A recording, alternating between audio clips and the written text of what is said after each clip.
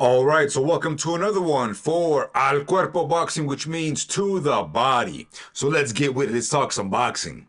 So, we just had the Canelo versus Skull first press conference, right, in New York.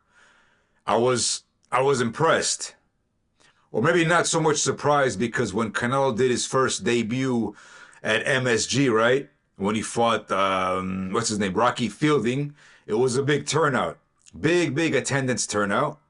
And I guess one could say that probably for a lot of travelers stateside, or I guess a lot of fans in the tri-state area, it was a lot more practical and convenient, perhaps cheaper. I'm not sure. Well, no, New York is expensive, man, just to go out there versus showing up in Vegas. But as far as like the ticket sales, yeah, it would be different, of course, than the Vegas life.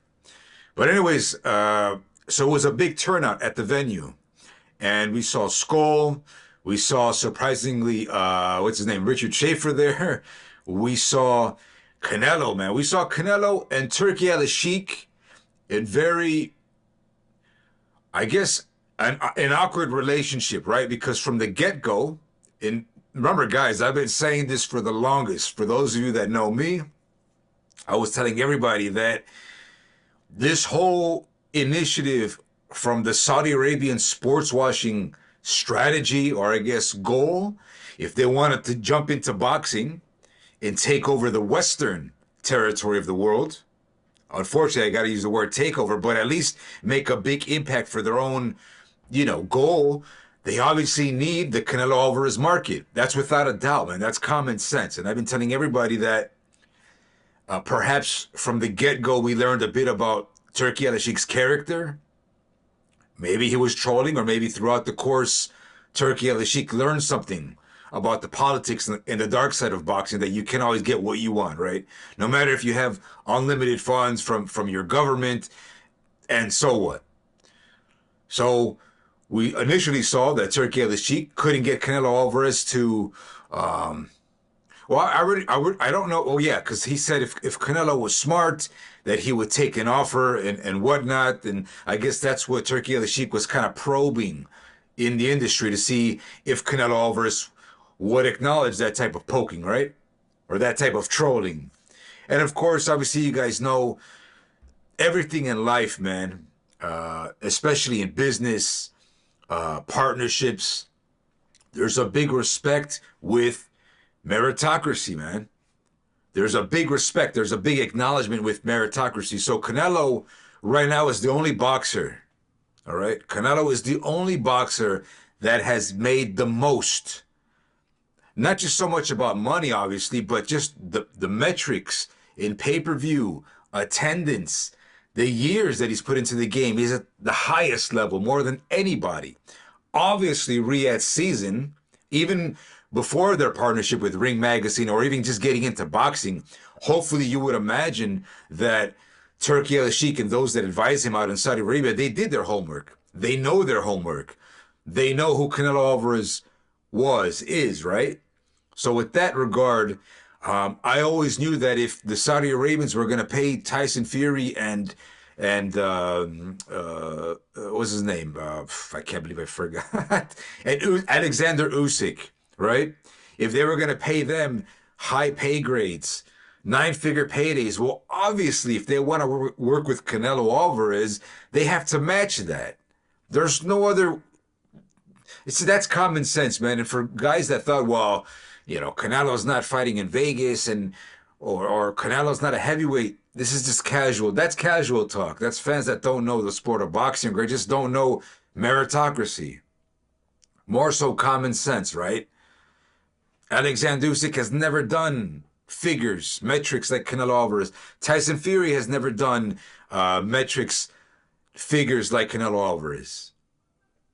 Man, Canelo's a made man. So anyways, what I'm getting at is, I guess we learned a bit from Turki Al-Sheikh's character, right? In that you can tell he was frustrated from the get-go that he couldn't get the Canelo Alvarez market just yet.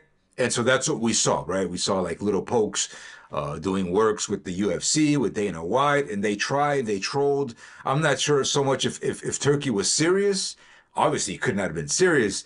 But finally, that's why I always give a big shout out and a big reference to Terence Crawford, because Terence Crawford is really the one that brokered the whole Canelo Alvarez four-fight deal, or just getting Canelo Alvarez to acknowledge Riyadh season, to acknowledge the Saudi Arabian sports washing. A big credit to that goes to Terence Crawford. You know, it wasn't Bivol. Ideally, it would have been like a Dimitri Bivol, but Bivol's character, he's not a Terence Crawford. He doesn't have the accolades like a Terence Crawford. Yeah, he's undisputed now, but before then, it would be hard for. It's just hard to imagine that Turki Al-Sheikh would have poked Bivol to say stuff to try to get Canelo Alvarez over to their territory. It wasn't like that. That's not how it went. And so therefore, luckily, we had Terence Crawford. Terence Crawford is kind of the one who he bridged everything. You know? Terence Crawford, he gets his big payday. He gets to do more stuff with Riyadh season. He's at the tail end of his career. And there was never really any animosity between Canelo and Crawford. So with that being said, and I done a video, like I call it the Turkey Sons, right? Kind of like that old sitcom from the stateside, the Jeffersons, right? Where they're moving on up to the east side. And that's what I kind of made a reference to that in saying that Crawford, Canelo, and Turkey, they're a big partnership. Not of course, that's just I'm saying that figuratively, but they right now, Crawford is the American market, Canelo's the American market. Right now, Turki Al-Sheikh is happy, guys. He bought Ring Magazine. He has Crawford versus Canelo for September. He has Canelo Alvarez for 2 years. Turki Al-Sheikh is happy. And props to him, I guess. You know, Turki Al-Sheikh, he mentioned stuff about his own health. Hopefully his health will be better in these upcoming years, right? Maybe that's something he wanted. Maybe it's something personal for Turki Al-Sheikh to have done something with Canelo Alvarez. But right now, guys, I haven't seen Turki Al-Sheikh more happy than previous events. Go ahead and look at the press conference with Canelo. He's literally asking Canelo questions from the audience. He's done stuff like that before, but his character is a lot more hyped. And of course, you got Canelo Alvarez reciprocating to Turki Al-Sheikh, saying, "Don't worry, man, I got you on this." It's interesting, man. It's very interesting. One could only imagine that if Terence Crawford bent the knee, Canelo Alvarez bent the knee, other stars have bent the knee, hey guys, the money is real. The money is real. And so with all that being said, guys, a quick recap for guys that don't know. I've been a pro PBC guy for a long time. I've even done videos, and I kind of still am, but I'm more transparent because I like to troll the PBC diehards that think that what the reformation that's happening right now in boxing isn't a good thing, or somewhat it's inevitable, guys. It's inevitable. Okay, so I guess right now, if you want to be optimistic, you got to concede and say it's probably good for boxing what's happening right now. Right? So who knows how much Canelo's getting paid in this 4-fight deal? I'm more than sure Turkey's going to make Canelo happy. He'll make Crawford happy. He'll make new stars happy. Right? So we shall see, man. I'm actually sorry to say, man. Of course, I want to make alliance and good positive feedback for Riyadh season, but I kind of don't want the Canelo versus Crawford fight. I want Canelo versus Bivol. I want that rematch done. You guys know I'm a Canelo Alvarez fan. I'm a Beterbiev fan. I'm a Bivol fan. I'm a Benavides fan. I just want to see good challenges. Okay? But let me remind you guys that now that big players in the game, let me repeat that. Big players in the game, the biggest player in the game, Canelo Alvarez, they have acknowledged Riyadh season, the bag, the money. You know, I understand the betrayal of loyalty. And I said this before, guys, trust me. When Canelo was saying 150 or 200 million for whatever type of event for the Saudis, guys, that was coached by PBC.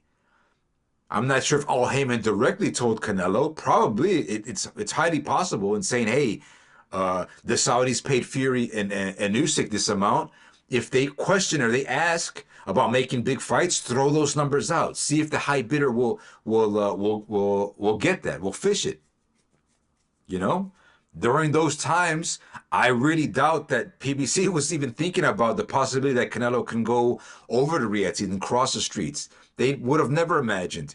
They thought Canelo was 80% all in inclusive deals on the PBC was good enough for them to trust that Canelo would stay with them. That wasn't the case, guys. Then you got Eddie Hearn talking about loyalty. You got De La Hoya. Everybody's talking about loyalty and whatnot. And Hearn said it the best about Canelo, that Canelo just goes where the best offers are. Or in layman's terms, wherever the most money is, that's where Canelo goes. And so it's debatable. It's debatable. Did Canelo betray PBC? To me, more betrayal would be like if Canelo had an exclusive deal with PBC and Canelo just somehow broke that deal. But that's unrealistic, right? I should say broke that contract, right? So if there is no confirmed type of contract or deal, is really Canelo betraying the PBC? If there's nothing really set in stone, he's not really betraying the PBC, you know. And that's why you get guys. That's why you get guys from the PBC, boxers. Now you had PBC help. They coached Jake Paul to put out the theme about loyalty. Guys, that's all PBC, right? And so now, guys, I ask, and I'll keep on asking, guys, don't be afraid, man. It's okay. Maybe you have to accept the fact that PBC isn't where it was like before, right? In that, if you're a Tank Davis fan, I don't know. You want it to be exclusively on PBC? If you're a Benavidez fan, do you want it to be exclusively on PBC? Do you like the idea that because Al Heyman has done so much for his fighters that you expect the fighters to be loyal to the PBC or Al Heyman? Is that how you like it? Or if you're truly a fan of those fighters, don't you want the most? Don't you want to maximize their profits wherever they go? If you say yeah, then how is working with Riyadh season a bad thing? Are you an All-American? You just want them to be All-American based events? Again, guys, Crawford sacrificed his comfort, right? I'm more than sure Crawford's going to probably fight over there in Riyadh too. Canelo Alvarez is sacrificing his Vegas events. Now he's going to go over to Riyadh, right? For 3 fights that we know so far. So why not? If Benavidez can make a big bag over in Riyadh season, go for it, man. It's better for him, better for his family.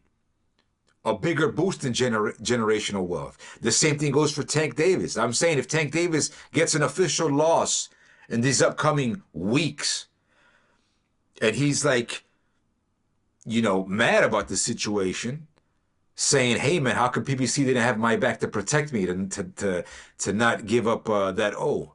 Maybe Tank Davis might consider Riyadh season, right? As a poke to the PBC powers. And is all that a bad thing, right? We know the history of Al Heyman and Rich Shaford. They kind of like, they couldn't get Canelo Alvarez, but they were able to persuade a lot of the Golden Boy promotion stable to go over with them, right? One could see this as like a karma coming back to them in that, okay, fine. In the dark side of business, you steal, fine, it dies out. The brand, the business, PBC business dies out. And here we are today. Maybe it's time for this new reformation to waking up fans that, hey, everything that's happened so far is fine. It's just that's the destiny of boxing, man. You know? Right now, fans are criticizing Turkey that he's going to monopolize or whatnot, and they're saying, oh, well, Turkey's doing the same thing that Al Heyman was doing. They're trying to monopolize. I don't think it's really that, man. It's not a fair comparison because the Saudi Arabian sports washing and their huge splurge of funds coming from obviously their treasury or however you want to call them, where their funds come from, right? That's different than a privatized type of business in that what PBC is. There's no more HBO boxing. There's no more Showtime boxing. ESPN and Top Rank, it's not as strong as it was before. Now promotional groups are acknowledging the zone. Amazon Prime is now in the game. Netflix has shown interest in boxing with Mike Tyson and Jake Paul. So I'm just going to end it with this. Don't be afraid to ask the strong questions about whether or not, do you think, will Al Heyman allow his last 2 stars to fight over in Riyadh season? Do you want that? Are you an Al Heyman, what they call a fanboy? Are you really more a fan of Al Heyman, or you want to see Tank Davis I mean, if Tank Davis is already getting criticized for the fighters that he fights, right, over at PBC, what difference would it make if he does it over at Riyadh season and making a bigger buck? I think Tank Davis can hold his own with most fighters. So don't worry about him going over there if you have some insecurity that's going to get robbed or whatnot. How is that different now? Or what's happening with the whole Lamont Roach fiasco? Now let's go over to Benavidez. Benavidez saying he only wants to fight in Vegas. He's not really concerned about the whole Riyadh season business. Why would he say something like that? Doesn't make any sense. Unless, of course, if he's pure-hearted and he's really loyal to Al Heyman, which, in my opinion, Benavidez has always had a good character throughout the years. I think he just kind of piggybacked the energy that his father was doing, and most likely his father was persuaded to make noise, to make more fights for the PBC, right? That makes sense. And therefore use Canelo Alvarez's name, stay at 168, you know? Because, guys, Benavidez already had the opportunity, excuse me, back in 2020 when they lost their belt to that Romer Angulo fight. The WBC and the WBA automatically ranked Benavidez at the #1 spots, right behind Beterbiev and Bivol. Guys, those were title shots right there. This is 2020. Remember that Andre Ward, man, back in 2018, right when HBO was kind of leaving the game, Andre Ward did a favor for HBO Boxing and saying, hey, look, this guy, Dimitri Bivol, he's going to be the guy at 175. That's 2 years before 2020, right? Fans want to acknowledge that Benavidez was giving Bivol some work and sparring. Okay, fine. If that's the case, if he was that easy, you know, and this is a young Benavidez, he's got more power in his heart, man. The younger you are, the better you are stamina-wise, okay? But Benavidez didn't want to take those challenges back in 2020. Who knows? Maybe he did. He was coached not to do that. Coached not to stay away from 175 because PBC could cook 168 now that possibly Canelo was going to do his run at Undisputed and get those belts. We get it. You want to use Canelo's name. It makes PBC look good, right? That's what it did. But now here we are today. Now Benavidez is gone from 168. He's at 175. There's still Bivol is the undisputed champion. Let's see how Benavidez acts here forward. I'm saying don't be surprised if we get another Morrell rematch. Who knows what limits Benavidez has, man. Anyways, that's what I have for this one. Let me know what you guys think, and I'll catch you on the next one for Al Cuerpo Boxing, which means to the body. And I'll catch you on the next one. Peace.